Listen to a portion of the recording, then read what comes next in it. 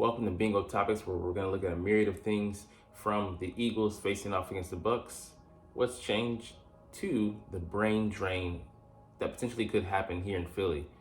What happens when it's successful, even though we haven't been as of late? What's up, it's your boy Cintron, coming back at you with another analysis video, and I kid you not, that's my real name. Keep fighting the same reaction because I do that too. Anyways, what's changed for the Eagles and Buccaneers since they last played each other? These two teams are trains passing in the night, but they're heading in two different divergent directions. And I don't have to tell you who's heading in the wrong one. But let's look at the numbers. The Philadelphia Eagles went 1-5 in the final 6 games to choke away the NFC East lead and end up as the number 5 seed. Yeah, we were in play first to have the number 1 seed. Fuck that up. We're in contention to at least fight for it. Fuck that up. We're in contention to have the number 2 seed and win the division over Dallas. We fucked that up. Yeah, we'll get into that we'll get into that on the short later, but yeah, it's a trends. So both teams were 2-0 when they last met in week 3, and the Eagles finished 11-6, Bucs finished 9-8. But the key thing is the Eagles went 1-5 during that same stretch, and the Bucs went 5-1.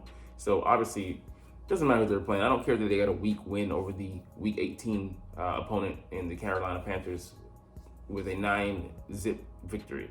They still won out there against a bad team when they absolutely had to have it.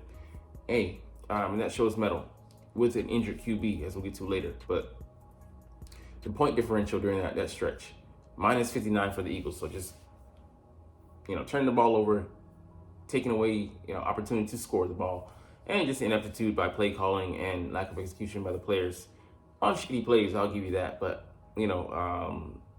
coaches not putting the players in positions to be successful at all. And the Bucs differential, plus 38. So outscoring bad teams, like even just taking out the 9-0 from last week, that's around 24, 23 or so points. 27 points. So you give them that.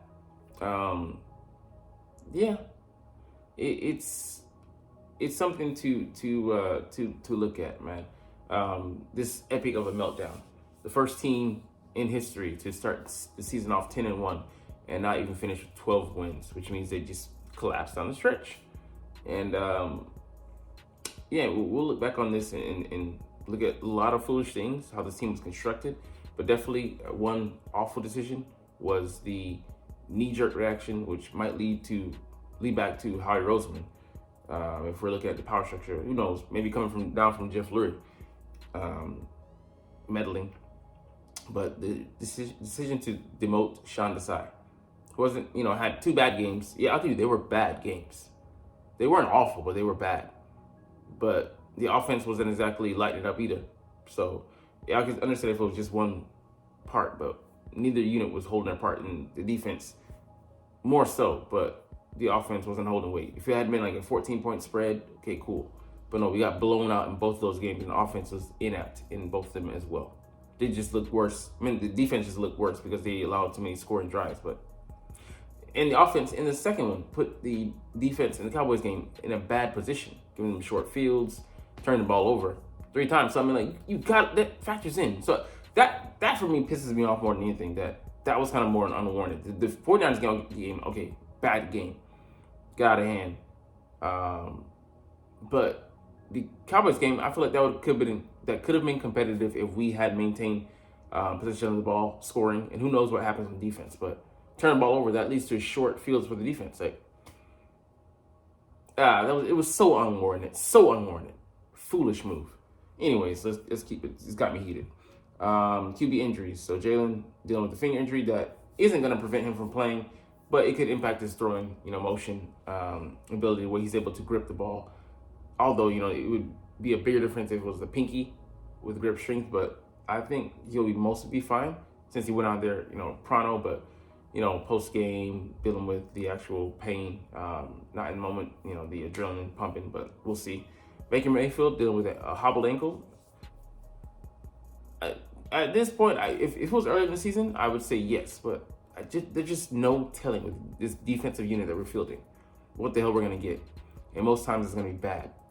Your expectations are minimal. maybe zilch.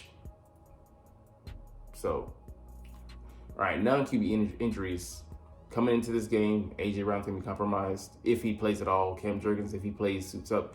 Reed Blankenship compromised with the groin. Sidney Brown, he's out for the year. They're maybe getting healthier. Kalijah Kancey is going to be playing this game. He didn't play last time around. Neither did Carlton Davis. So that's positive for them, even though their secondary has been lit up by receivers. With the guys that we're going to fill out there, potentially, and AJ Brown being out, and maybe a hobble Devontae, we're not going to be world beaters out there. Even if we do field our 2 starting guys, they're going to be compromised to some degree. And I think Devin White, Cody Mock, Vita Vea have all recovered from injury. We'll see how they fare, but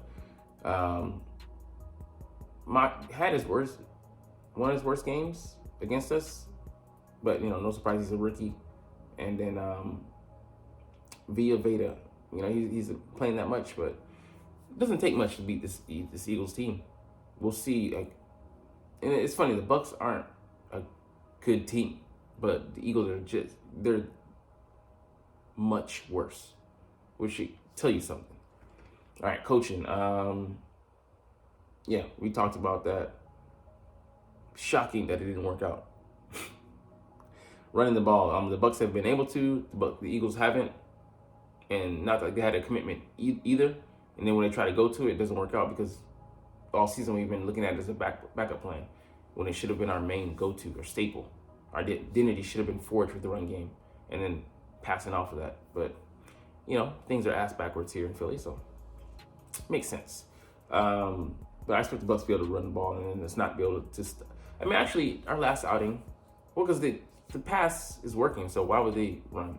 We'll see, but who knows? Like I said, Jekyll and Hyde, what the fuck we're going to get. The depth chart, not much different. Somebody else to worry about because, the Eagles. And it's not even about them getting pressure with the O-line. It's more about how they're scheming things up with bad play design. That's not doing anything, even when we can buy 8 seconds for Jalen Hurts. But yeah, we'll get into more of that the following couple of days after we look at some tape, most likely. Waiting for the articles to come out with the film footage. But yeah, the Bucs, I'll give them the advantage. All right, more on this brutal matchup. We'll look at some things, but yeah, they should be a 1.5. No, the Eagles, they shouldn't be a 1.5 favorite. Come Sunday night, I think that's going to change, man. We struggle against Todd Blitz. Wow. That's what it's going to be. Todd Blitz is going to bowl us over. But yeah, he offered some problems in that week before we were able to, commit to the run game, or before we decided to commit to the run game out of necessity. And then, it was a Swift, because he only got that lion's share of carries because Gainwell was out with an injury. So we forced him into that role. Crazy. But, yeah, the Bucs have the advantage on paper because just the Eagles haven't been playing like much. But like I said, we'll get into that later this week. But some more things on the front office coaching side of things. Brian Johnson will interview for Panthers head coaching job. He should definitely take it. And this could actually be, mean a lot of things for this guy here, but we'll get into that in a short, but not that you're paying attention anyways. But he's a young head coach, offensive-minded, bright guy. Could work with Bryce Young, definitely, help him because he's been a quarterback, in the league, I think, for maybe 10 years plus. So he has that experience himself. But I think he's a bright guy. He had some nice offenses at Florida. I think at Utah, he's finding his way, but, he showed some things there, which is why it's such a waste for Nick not to let him use some of those schemes and really showcase his play calling.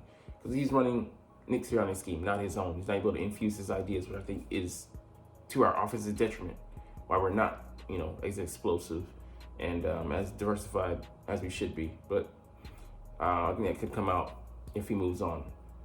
Good thing for the Eagles is they'd have an excuse not, they wouldn't be able to point the finger anymore at him and have an excuse to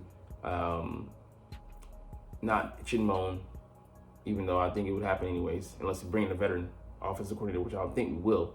But they would get two first round. God damn, no, that's fucked up. 2 third-round picks, which would be great. But yeah, I mean, will he? I mean, if he stays, will he get fired anyway? So I mean, I'd support him going ahead and taking that job if it's open. But who knows? They might just go with Ben Johnson, the old coordinator, from the Lions, which I would take over them if I was them, because he's the more seasoned guy. And can we truly say we've seen his offense this year? I don't think so.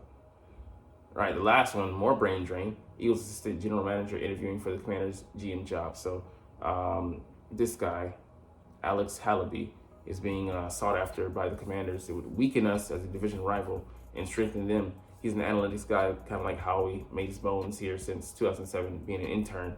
And he was promoted to assistant GM last year in 2022. So,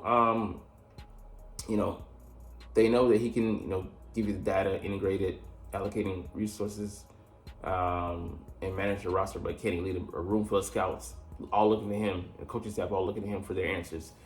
They have to find out, but there's a couple guys that they're interviewing for that job, so we'll have to see. But I mean, it highlights and underscores our ineptitude. So we have all this talent, not just on the field, how it puts together by way of the roster, but in the front office, these guys that are doing all these things. But is he part of the analytics department that is driving our team into the ground with their dumb numbers priority over coaching, IQ, intellect? But if we have all this talent, then why the fuck aren't we winning on the field? It's a mystery, because like me and you were on the outside, but just looking at things and judging by moves and the product that we're seeing, we can piece together some of what's going on, and it's just such a shame. But anyways, we're gonna get up out of here on this video. More of a different direction than I usually go with being on topics, but it's all good because you're not even watching, but it's all good. Like I just said, repeating myself because I'm just a broken record like the Eagles. I love making these videos and I love talking about the Eagles because that's my team, and I'll roll with them till the day I die. I bleed green. But anyways, I like Bleeding Green Nation. See what I just did there? Segue. Anyways, we're gonna chunk the deuces, but as always, it's fly, Eagles, fly, and let's motherfucking go. Like, comment, share, subscribe. Thanks for watching. Check me out at Cintron, Cintron Anime, Cintron Life, or Cintron Laughs, or other social media.